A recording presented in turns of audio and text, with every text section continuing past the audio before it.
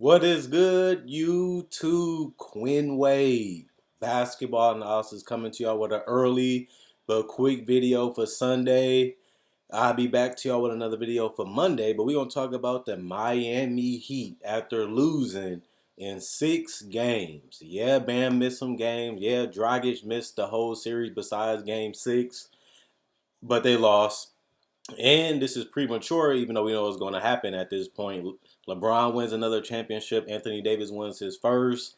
And now we got to look at the Heat. This is a team that a lot of people didn't see being a championship contender in the entire NBA, not the Eastern Conference, the entire NBA.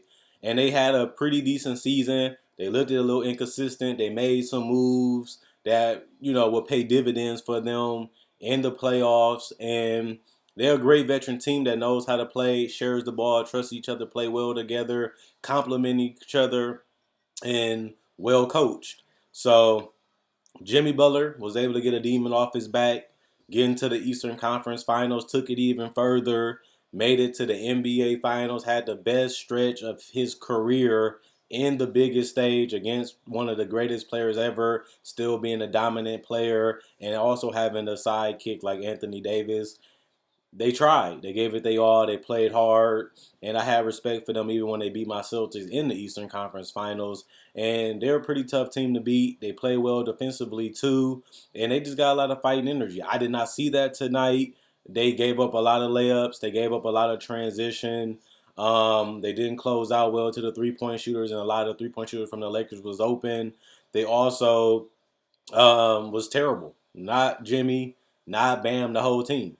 Bam missed a lot of layups and dunks. Tyler Hero missed a lot of layups and spot ups. Duncan Robinson was basically MIA for the majority of the game. Gordon Dragic didn't really get a chance to play a lot of minutes, and even if he did, it really didn't matter much because it was a blowout for the entire game, so they'd be garbage point buckets. And then you look at Jimmy, he did whatever he could to get this team to where they had to go. He made it feisty. He made it competitive. And like I said, you have to give your hats off to him as he had the best play of his whole entire career at the right time. They just didn't have enough. And I felt like even if they was healthy, I still would have picked the Lakers to win this series because they were just a better team. And the feistiness and the determination and the fearlessness of the Miami Heat was the reason why they was in the series. That was the reason why they was in the NBA Finals, and that was the reason why they won 2 games. But you still do have to win 3, and you still have to win 4, and that means they just didn't have enough. Even if Gordon Dragic was healthy, it would have changed coverages, it would have changed rotations, it would have changed a whole lot of things of the outcome of the game that was played. And then you had to add in Bam, who also missed some games. And even though they still look like a team that wouldn't quit, they laid over. They died today. They played that bad. They missed so many free throws and they just couldn't get anything going. They didn't even look like themselves. Their defense wasn't there. Their rebounding wasn't there. And the fight was just MIA too. So the Heat didn't play like they were supposed to. They didn't have the hunger. And it seemed like they came out not knowing who they was playing against. They seemed like they was going to come out and just get a championship handed to them. And that's not the way that they play. They play blue collar this entire series for the most part. And they did it throughout this whole playoff run. And honestly, they just didn't have enough, and they just didn't show up. And it's sad because a championship was on the line. But when you look at this roster, they still have some decent contracts, and they still do have some decent players. They can upgrade this roster next season to increase their chances of having a chance to win a championship. As we all know, and as everybody, even fans, agree, next year is going to be even tougher. Teams going to be better. Teams going to get draft picks. Free agencies and trade deadlines going to happen. And the Heat going to have to start all over again and try to get back to the finals, and hopefully they can win next year, which we don't even know is going to come out the West. And we don't even know if the Heat can come back to the finals. Even though they are a tough team, injuries play, like we've seen against the Heat and stuff happens. And teams pass you up. Teams grow internally. Teammates get better, like we've seen with the Heat. Tyler Hero played better throughout the playoffs than he did in the regular season. Duncan Robinson had a great game in this series, but he played better as the series went on too. Goran Dragic went from being a bench player that everybody thought was a 6 man of the year candidate to being their leading scorer. And Bam against the Celtics just absolutely annihilated our defense, picked it apart, and he had a career high in points. So this team showed that they play well together, they fit well together, they complement each other, and they understand how to play with each other. So that's going to give them advantages, that chemistry, and the fact that they're still playing. And even though they're going to get a couple months off, they have the veterans that are already prepared, a lot of them locked up, and their young players have a chance to continue to grow, continue to develop, and then they get a whole entire season to play with each other again. And, that experience, that growth, and the camaraderie that they already have for each other, and the fact that they can add another piece if they do choose to, makes the Heat one of the more dangerous and respected teams in the future, and you have to give them that credit. But even though I did have Lakers in six, the Heat showed that they had some fight in them. They showed that they belong in the NBA Finals, and even the games that they lost, they got blew out twice, but they still kept up with the Lakers. They still made it interesting in a lot of these games, and they wasn't even fully healthy the entire series. So that's a lot to go. But only problem, like I said, with the Heat is they got to start all over. And that means it's not even a guarantee because nobody thought they'd get this far anyway coming into this season, even after Iguodala trades and stuff like that. Nobody still thought they'd get this far. But now you got to do it all over, and you got to hope that luck and health is on your side to have another chance to get to the finals, to have an opportunity to win the title, which they fell short of this year. But I got a lot of love and respect for Jimmy Butler.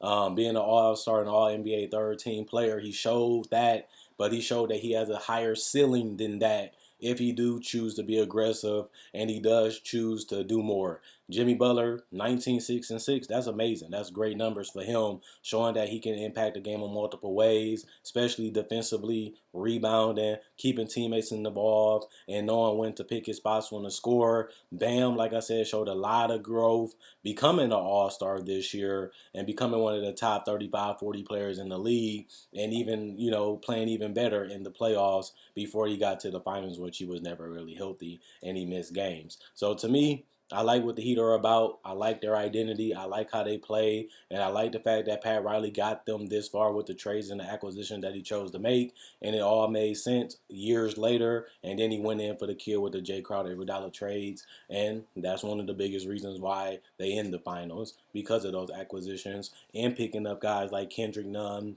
and Duncan Robinson and Tyler Hero, and taking a gamble on Bam when you already have Hassan Whiteside, who now he has basically replaced and has been that better complementary player to this whole entire roster, allowing them to get easy opportunities and allowing him to be able to flourish without being a greedy, selfish player. He knows when to score, he knows when to screen, he knows when to play make, and he also showed that he's a great to decent rebounder, and he still has growth as he showed that mid-range is a little bit more dependable. The floater has become a little better, and his free throw shooting is good for a big. So he can continue to grow on those things. But if I'm going to be honest, the Heat should be happy about how they have played. Nobody really had the Heat winning this series.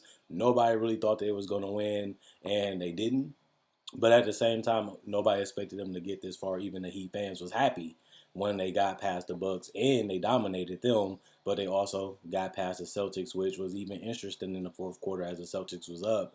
The Heat stayed, kept their composure, kept fighting, and pulled it out in six. So I got nothing but love and respect for the Heat. And I really want to see how they go and what the approach is this free agency, and what's their approach going to be in the draft, and what moves they make to try to have a better chance of being a better roster and a better team without destroying the chemistry and the camaraderie that they already have together as a team and respect for each other, but also how they try to go to make sure that they are the best team in the NBA for the 21-22 season. So let's see. Let me know what you guys think. Quinn Wade Basketball Analysis coming to y'all with this video.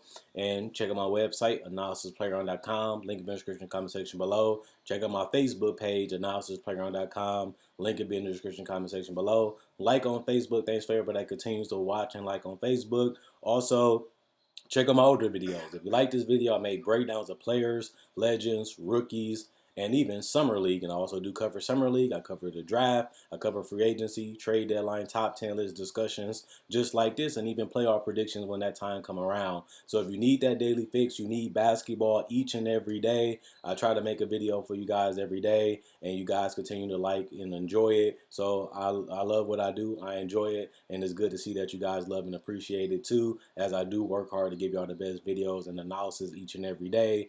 And at the same time, if you want to support the brand, if you want to support my channel, not only can you like and share so I can reach more people, you can also buy merchandise on my Spreadshirt. You can also buy merchandise on my Facebook page. I have hats.